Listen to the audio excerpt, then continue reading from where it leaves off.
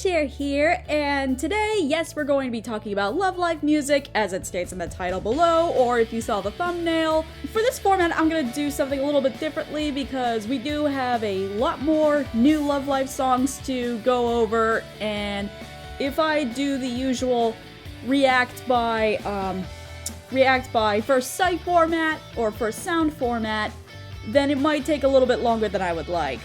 Plus, it's been a while since they actually came out, so I kinda cheated and listened to them before I made this video. I really wanted to get this to you guys as soon as possible, and if I actually waited until today, it would almost be old news by this point. How I'm gonna do it is, basically, I'm gonna tell you the song, and I'm gonna tell you my quick opinions about them, whether I liked it, whether I didn't like it, or whether I thought it was meh. We're gonna start with the new Aqours songs, because there's less of them than the Liella live album that's coming out, or that's also coming out anyway, because that has a lot more material. First things first, Gemstone de Ai. I liked how Gemstone started. It had a very nice, soothing vibe to go with it, but as soon as you get to the main crux of it with the verse and then the chorus, it kind of lost traction for me, and it just sounded like your typical J-pop song, which, I mean, that's not a bad thing, but in terms of what I was expecting, I mean, I don't know what I was expecting. This song came out, I think, to promote the Aqours Live that was happening at the time, so I guess I had too much high expectations for Aqours since they are my favorite Love Live group. Maybe I should not have gotten my hopes too high with it, since it is just a filler song to begin with. I mean, maybe when the whole thing comes out, I'd be more interested in it, but I think it's coming out in March. So we'll get there when we get there. And then you have Hanamaru's Solo. Like, I tried to look up the English translation for this, and I don't think Google Translate did it correctly, because what it got was High You Running Water. And I don't think that is the correct title in any way, ever. So I'm just gonna call it, Yake, so people would understand what I'm talking about. So with the last single that Hanamaru released, Ran something, like, that's how much I don't listen to it, because now I can't even remember the title. Like, it gave us very, like, country bumpkin vibes, like country summer vibes, but now we moved from country to something that almost reminds me of Elvis from the 50s, which is not a bad thing. I actually think it gave the hometown girl vibe to Hanamaru as a character, and I pretty much enjoyed listening to the entire preview clip as I was listening to it. However, I think I will say that Unison is Hanamaru's best song ever. I know it's her first song, but I think it's her best song that she's ever had, and to me that's kind of saying something.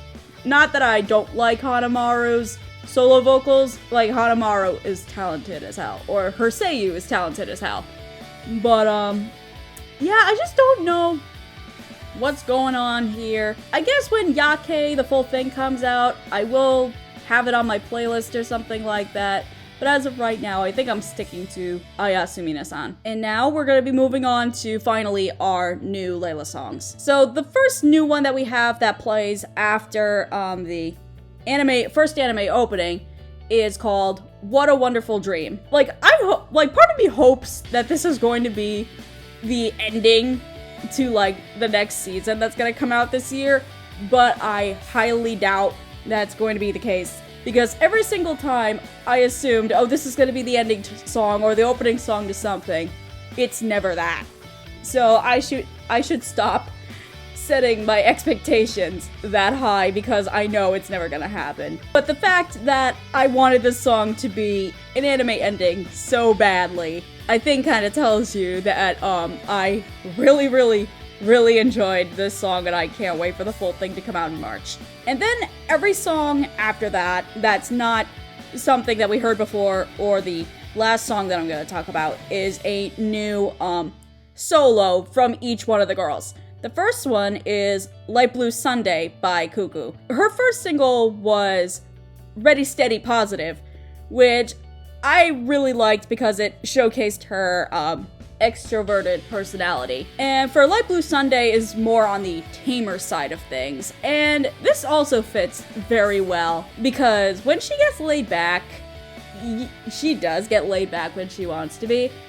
And this song, I think, matches that part of her so well that it's not even funny. I think it might be my favorite solo to come out of the second round of solos here. Then next we have Flyers High by Chisato. This is a complete flip from A Piece of Courage, which was her hip-hop track, which made sense in regards to how she dances hip-hop in the anime and how she's really good at it.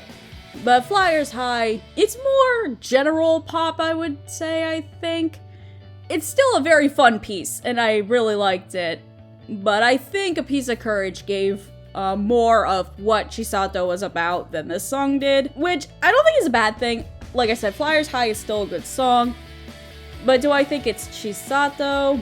I feel like this could have been sung by, I don't know, Kotori from Muse, and it would be the same person. Next we have Look by Sumire. So when we first are introduced to Sumire in her solo form, we got introduced to Heroine's Runway, which was a very jazzy piece, a very Broadway type piece. I mean, Sumire was a child actress, so this represented her very well, and you know that whenever she has a song, it's grandiose. Look is not that, and I don't think it's bad because it's also a bop when you look at it, but do I think it sounds very Sumire in a way? No, because when I heard Sumire singing it, I was like, okay, what are you doing here? I mean, I know why she's here, obviously, but I'm talking about in the sense of, what are you doing here, as in, why was the song picked for you? Again, I don't hate it, it was just kinda weird that she's singing something like that. Next we have Low Grade Fever Waltz by Wren. And I think I've come to terms with the fact that Reverb is going to be Wren's best song no matter what. The waltz is also very nice. And maybe now I'm going to sound like a hypocrite because the waltz sounds like a more energized version of Reverb, but I think Reverb had a lot of energy as it did, being a ballad song. With the waltz, I think it was trying to incorporate a more poppy image for Wren, as she's a part of Liella, to match Leilla's image. Again, I also really like this, but in all honesty, if you were to ask me, like, what's Wren's best song at this point, and I know they only have 2 each, so it really doesn't equalize anything, or it doesn't give you a grand scale of things. I will say that Reverb is her best song. It'll always be her best song, so yeah. And of course we get to the last solo, and that's Waiting for the Blue Sky by Kanan. As much as I really liked her first single because that gave us who Kanan is as her performative character, I think Waiting for the Blue Sky encompasses who Kanan is as a person, and that to me, I think, tells me, oh, this is my Kanan. The last thing, I love how much of a homey vibe that it brings. Like, it makes you feel like, okay, you're at home, it's a nice, like, summer evening, and you just want to chill out and sleep for the day. So I will put up, or I will be putting up, Waiting for the Blue Sky as my, like, Ayasumi-san type song. Even though Ayasumi-san has, like, a little more, like, a dance vibe to it, despite being, like, translated to literally Goodnight Everyone. If I were to rate all the solo songs, Light Blue Sunday, like, Cuckoos would be top. Waiting for the Blue Sky would be second. The Waltz, it will be third. Flyers High would be fourth, and Look by Sumire would be last. Again, not that I hate all of these, or dislike any of them per se, but that's just how my personal opinion feels about it. Then lastly, we have the last new song.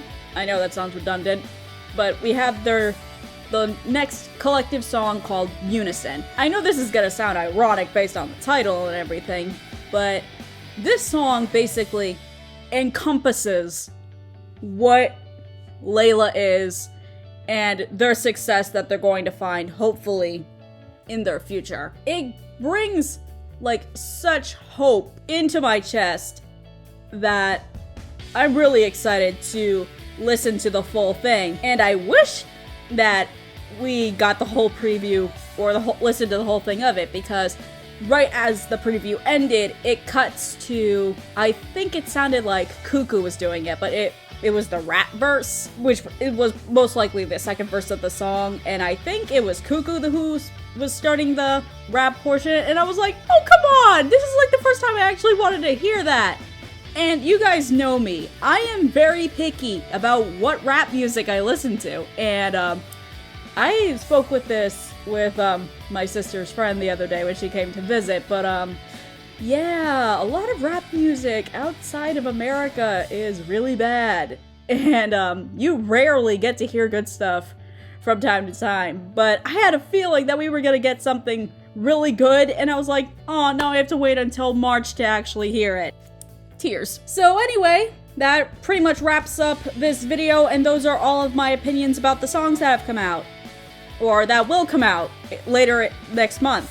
So if you guys enjoyed this video, and you liked how I did this little format, please hit the like button down below.